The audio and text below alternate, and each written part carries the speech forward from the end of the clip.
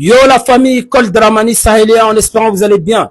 Nous sommes le 10 juillet 2026. La famille, le chef d'état-major a fait un communiqué et comme nous l'avons dit depuis hier soir, le convoi qui était parti de Gao, un convoi très important, est arrivé dans la localité de Anefif, là où étaient positionnés nos hommes, sous le commandement du colonel Ataïr Maïga.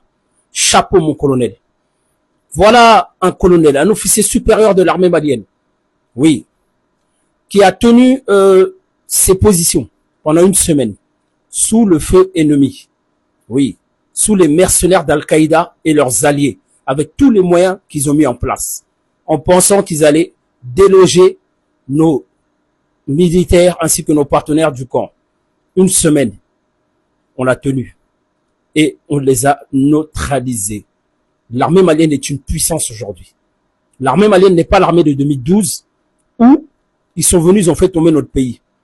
Où nos dirigeants n'avaient pas les moyens politiques pour armer correctement nos militaires. Où on était dans la trahison, au temps de ATT. Tout le monde a vu ce qui s'est passé. Aujourd'hui, on a de l'aviation, on a des drones. Ceux qui demandaient, les drones, les avions, tout ce que vous achetez, ça vous sert à quoi? Là, vous avez vu le résultat. Al-Qaïda a été mis en déroute, a été terrassé. Al-Qaïda a perdu une grosse majorité de ses membres et surtout leur chef. Nous disons bravo à la force unifiée de l'AES qui a fait un travail remarquable. Le Niger, le Burkina Faso qui ont participé. Vraiment, il faut le dire.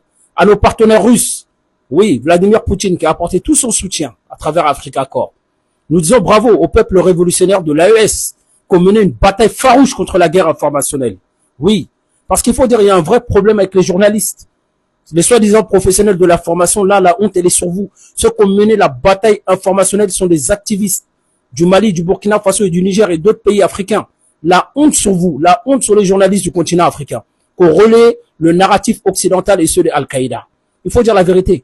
Beaucoup de gens attendaient la chute du Mali. Ça n'a pas marché. Et nous allons continuer à nous battre. Le Sahel sera le tombeau de l'impérialiste. On le répète. Le Sahel sera le tombeau de l'impérialiste. Restons vigilants et concentrés.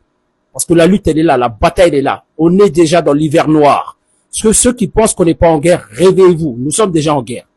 La famille, une autre information. On a entendu que l'Algérie a décidé de rouvrir son espace aérien au Mali. On ne sait pas pourquoi. En tout cas, moi, personnellement, je ne suis pas pour. Et puis, je laisse la décision à nos autorités. Troisième point, on a vu que Corsair a dit que que la France lui disait de ne plus envoyer d'avions au Mali. Bon débarras. Bon débarras.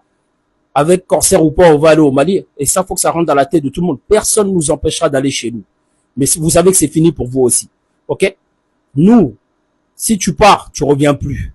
Voilà. Le peuple malien est un peuple vaillant et résilient. Rien, aucune pression ne va le faire décrocher de sa lutte. Bravo aux gardiens de la révolution progressiste populaire malienne qui ont mené un combat farouche.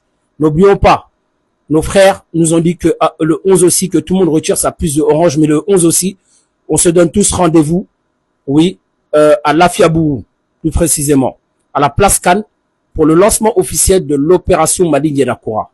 On se prend après. Merci beaucoup.